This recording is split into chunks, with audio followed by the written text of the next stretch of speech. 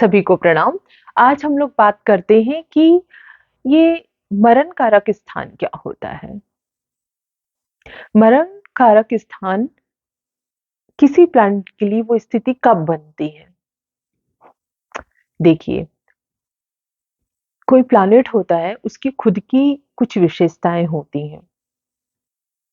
अब वो प्लैनेट अगर एक ऐसे हाउस में चले जाए जहां पे वो बहुत अनईजी फील करता हो, वो बिल्कुल उससे अपोजिट हो, तो इससे क्या होगा? वो प्लैनेट तो सफर करेगा ही, जो अपने से अपोजिट हाउस में चला गया। अब जैसे आप देखिए कि राहु है, अधर्म है। अब वो 9th हाउस में चला गया धर्म के स्थान पे, तो क्या हुआ? राहु तो सफर करेगा ही उस हाउस में जाके, और उस हाउस के जिस हाउस में गया है, उस हाउस के भी सिग्निफिकेटर सफर करेंगे, क्योंकि उस हाउस का जो ओनर रहेगा वो अपने हाउस को बचाने में ही लगा रहेगा। राइट? एक एग्जांपल, मान लो राहु 9th हाउस में चला गया। राहु बोलेगा ये मैं कहाँ आ गया? राइट? सूर्य और जुपिटर वहां के कारक होते हैं 9th हाउस के। सूर्य हो गए योगी प्लैनेट, जुपिटर सात्विक। राहु बोलेगा मैं यहाँ कहाँ आ गया? तो राहु तो सफर करेगा ही, राहु बहुत अनईजी फील करेगा वहां पे। और जो गुरु और जो सूर्य है, इसमें से जो सूर्य है वो तो योगी प्लैनेट है, तो वो तो कुछ करेंगे नहीं, लेकिन जो गुरु है वो बिटनअप करेंगे राहु को। और वो राहु को बिटनअप करते रहेंगे तो वो अपने हाउस को जो है वो हैंडल नहीं कर पाएंगे, तो उस हाउस से रिलेटेड जो कारकत्व होंगे वो भी जो होते हैं उनको भी नुकसान होता है। तो ऐसी जब स्थिति बनती है जहां कोई कोई प्लैनेट अपने नेचर से बिल्कुल अपोजिट हाउस में चला जाए, तो इस स्थिति को मरण कारक स्थान कहते हैं।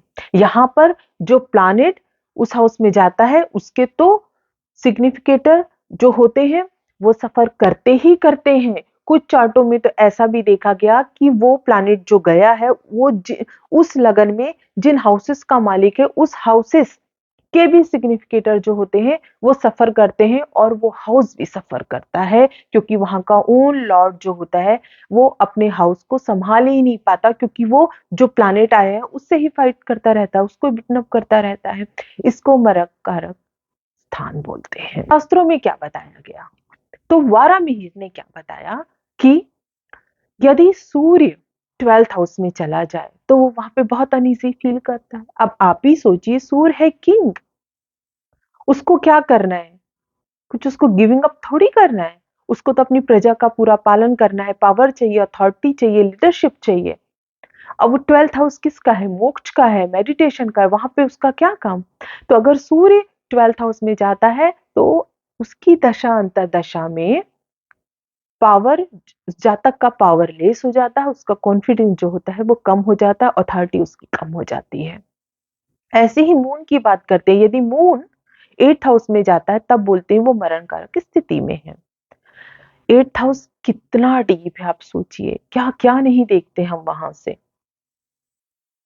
पैताल है वो स्थान पूरा, और वहां पर जाके चंद्रमा नीच का भी हो जाता है। चंद्रमा वो कितना सेंसिटिव है, चंद्रमा हमारा मन है, माइंड है। तो जब चंद्रमा 8th हाउस में जाता है तो उसको भी बोलते हैं कि वहां पर, और वो सैटर्न वहां का कारक है 8th हाउस का। तो ऐसे लोगों के बहुत चांस होते हैं जल्दी से एग्जाइटी में चले जाने के, या डिप्रेशन में चले जाने के, या इनकी माता फिर सफर करती हैं। तो मरकरी, ऐसे ही मरकरी और मंगल दोनों को 7th हाउस में अगर होते हैं तो मरण कारक स्थानों के लिए कहा गया है। मरकरी के लिए क्यों? मरकरी छोटा बच्चा है, हम उसको रिलेशनशिप रोमांस के स्थान पे रख देंगे तो वो, उसमें तो मैच्योरिटी नहीं है वो सब चीजों को हैंडल करने की। ऐसे ही 7th हाउस से हम बिजनेस देखते हैं तो मरकरी तो है ही नहीं राइट पर्सन रिलेशनशिप के लिए या बिजनेस के लिए, तो वहां पर भी मरकरी को जो है तो मरण कारक स्थान कहा जाता है। और मंगल, मंगल क्या है? एग्रेशन है,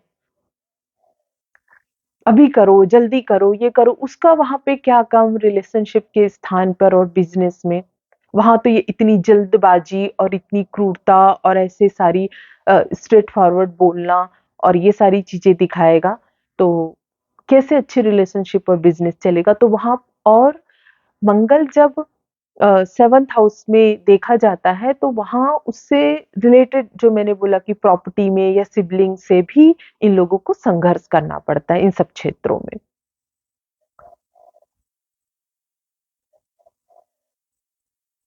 वीनस वीनस का लिए मरण कारक स्थान 6th हाउस बताया गया है। नेचुरल सी चीज है। वीनस 7th हाउस का कारक है। 6th हाउस वहां से 12th है। 7th हाउस रोमांस प्लेजर का है। 6th हाउस क्या का है? ऋण का है, शत्रु का है, कंपटीशन का है। तो वीनस के लिए मरण कारक स्थान 6th हाउस को बताया गया है।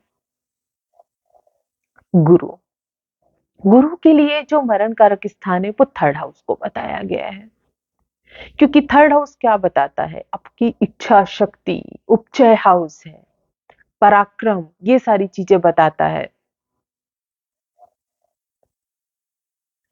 वहां पर गुरु क्या है? बहुत सेटिस्फाई, मेडिटेशन, ये वाला प्लैनेट है वो तो एकदम अपोजिट हो जाता है। तो गुरु के लिए 3rd हाउस मरण कारक स्थान बताया गया है। राहु के लिए मैंने आप लोगों को बोल दिया कि 9th हाउस जो होता है वो मरण कारक स्थान बताया गया है। राहु यदि 9th हाउस में हो तो फादर, रिलीजन, आपके धर्म सब कुछ सफर करता है। कि जब आप ये प्लैनेट्स को ऐसे देखें, तो जब आप इसका प्रिडिक्शन करें, तब कैसे करना है? इसकी दशा अंतर्दशा कैसे रिजल्ट देती है?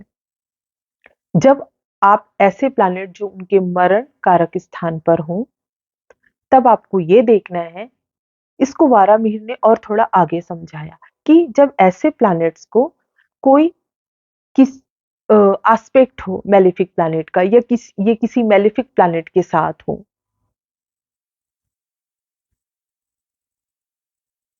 या ये प्लैनेट्स नीच के हों, तब ये इनके प्रभाव जो है वो देखे जाते हैं एक्सट्रीम लेवल पे। अदरवाइज यदि ये प्लैनेट अच्छी स्थिति में हो, एग्जाल्टेड हो, जैसे ओशो के थे 8th हाउस में, तो फिर आपको इनके ऐसे कोई रिजल्ट देखने के लिए नहीं मिलेंगे। तो ये पहले आपने फर्स्ट स्टेप देखी। सेकंड आपको देखना है कि कितने मैलेफिक हैं, क्या बैड प्रभाव ये है, तभी आपको इस चीज को इतना कंसीडर करना है। नहीं तो प्रैक्टिकली आप जब प्रिडिक्शन करें तो फिर आपको इनके इतने रिजल्ट नहीं समझ में आएंगे। यदि इन पे बेनिफिक प्रभाव है, ये एग्जाल्टेड है, अपनी अच्छी स्थिति में है तो। क्योंकि आप खुद ही सोचिए, गुरु को बोला गया 3rd हाउस में मरण कारक स्थान। यदि गुरु अच्छी स्थिति में है तो वो आप सोचिए, वो गुरु वहां से आपके 9th हाउस को देख रहा है, तो भाग्य को आपके बढ़ा देगा। तो इन चीजों का इतना डीप में जाके हमको एनालिसिस करना होता है, बट ये एक है, ये चीज आपको पता होनी चाहिए।